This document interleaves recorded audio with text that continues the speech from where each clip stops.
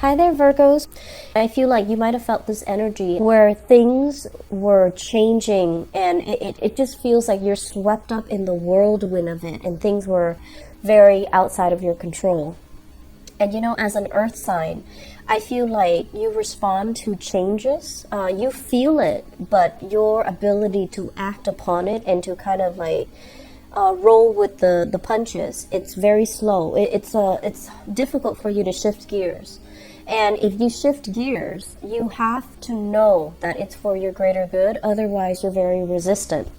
And so I feel like there were a lot of major catastrophic changes that happened, you know, towards the very beginning of this year.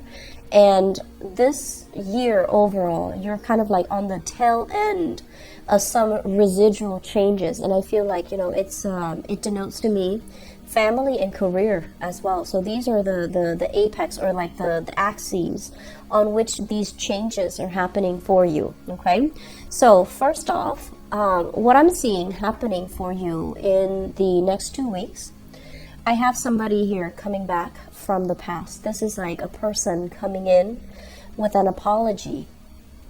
However, I feel like they want to say, I'm sorry, because it's expected of them. They don't really understand on a deep-rooted level what they're supposed to be sorry for. So I feel like they're just going through the motions to say that they're sorry. And so I do see, you know, crocodile tears that did come to mind. And I also feel like somebody who's lacking in genuine sincerity. And I feel almost like they're a little bit of a charmer. They know how to kind of manipulate people around them. And they can be very charming, persuasive, intelligent, and smart. But they do have like psychopathic tendencies where they kind of take advantage of other people and they kind of use other people. Okay? This is not a good energy, but I feel as if for some of you, this is like a child, like somebody that you feel, oh, they don't know any better because they're still growing and they're still a child. And I feel like rewarding this behavior is definitely not the right way to go, okay? We need to hold people accountable. So if it's somebody in your family unit, I feel like enough's enough. You kind of need to buckle down and really look at, why is this person doing this? And why is it always like this?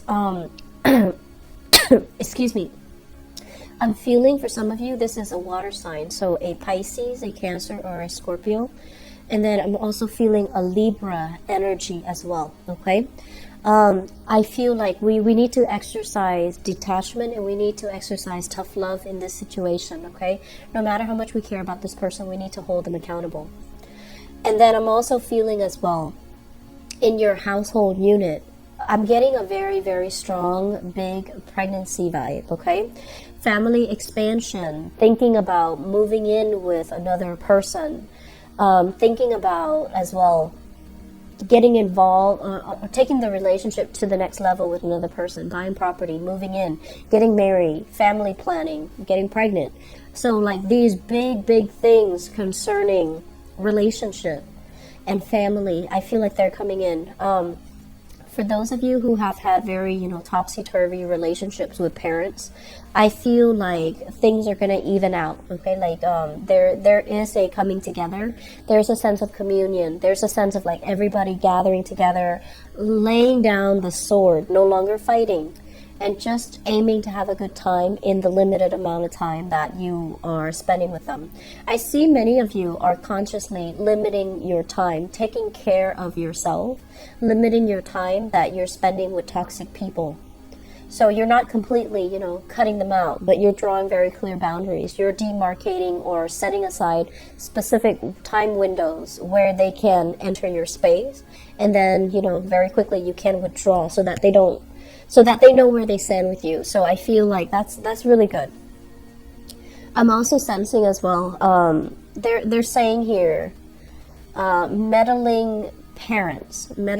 So you might be a parent, and you might be meddling in your children's love relationships. Please don't do that, okay?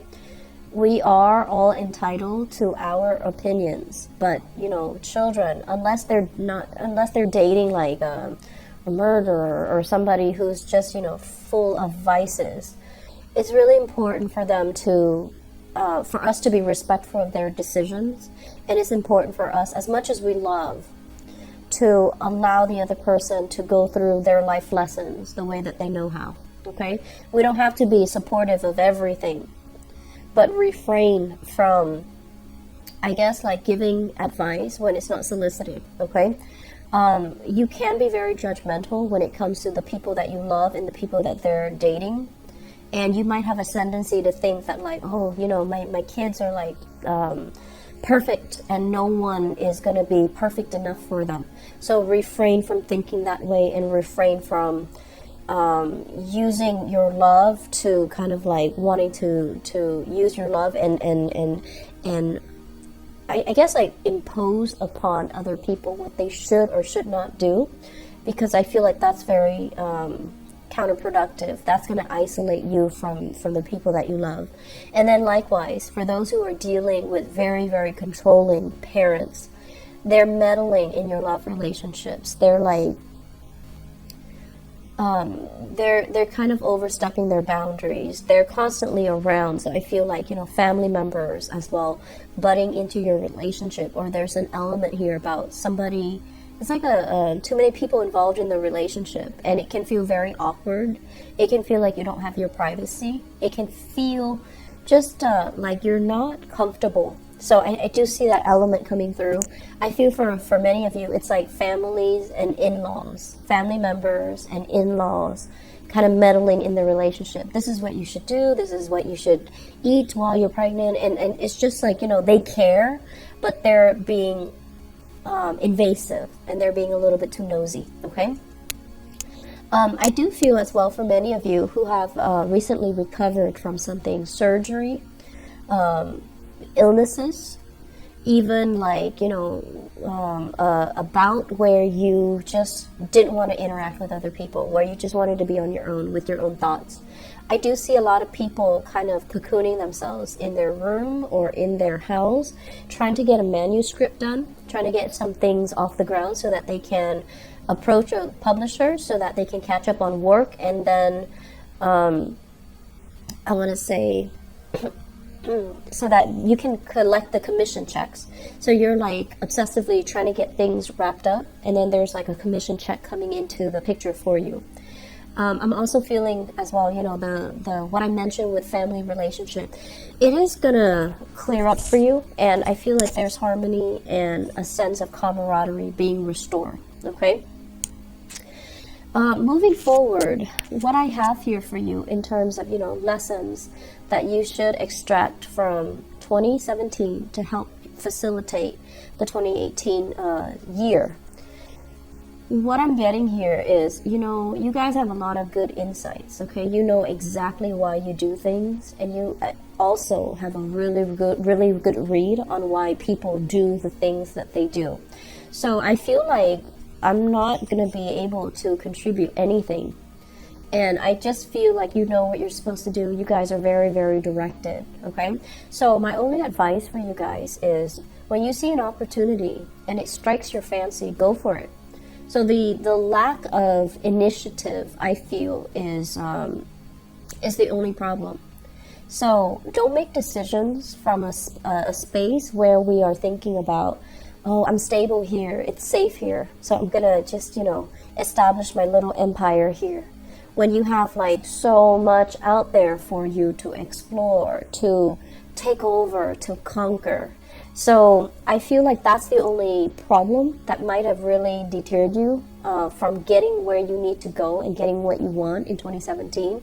But I feel like many of you are at a point in your life where you're taking the safe route, not because of fear, but because you feel like the timing, you feel like timing's on your side. So you're just like, there's no rush. I want to be a master of this where I'm at right now. I want to pick up all the skills. I want to master it before I feel confident. I can feel confident enough to shift into a new environment. So that's good, because you're doing it in a very conscious way. And that's all that I ask. So I feel that, if you see opportunities, just say yes. The automatic response is, if it strikes you as something productive and something enlightening and something that you can learn from, and to hone in on some of your skills, definitely say yes to it. Okay, the year 2018, it's a universal number 2 year. So 2017 was a number 1 year, and number 1 years ask us to start over, ask us to be independent, ask us to go after and grab things by the horns, right? 2018 is very much other oriented, it's relationship oriented. So I see many of you taking a relationship to the next level, and then I also see many of you re-examining your relationship to see if it meets the criteria for something long term. So I feel like it can go one of two ways. Either there's going to be a deepening of the relationship, or some relationships are going to naturally fall away because the other person might not be on the right path with you. But either way, there is a deepening when it comes to understanding of what you need and what your partner is contributing. So I feel that's what we really need to keep an eye out for in 2018. All the synchronicities, all the things that come into the picture regarding your relationships, they're not there by accident. They're there because there's something that they're trying to show you. There's something that you need to see. There's something that you might have turned a blind eye to, okay? So I do wish you all the best. Enjoy the wonderful holiday season with your loved ones, your family. Take care of yourself, Virgos, and get enough sleep, okay? Bye-bye.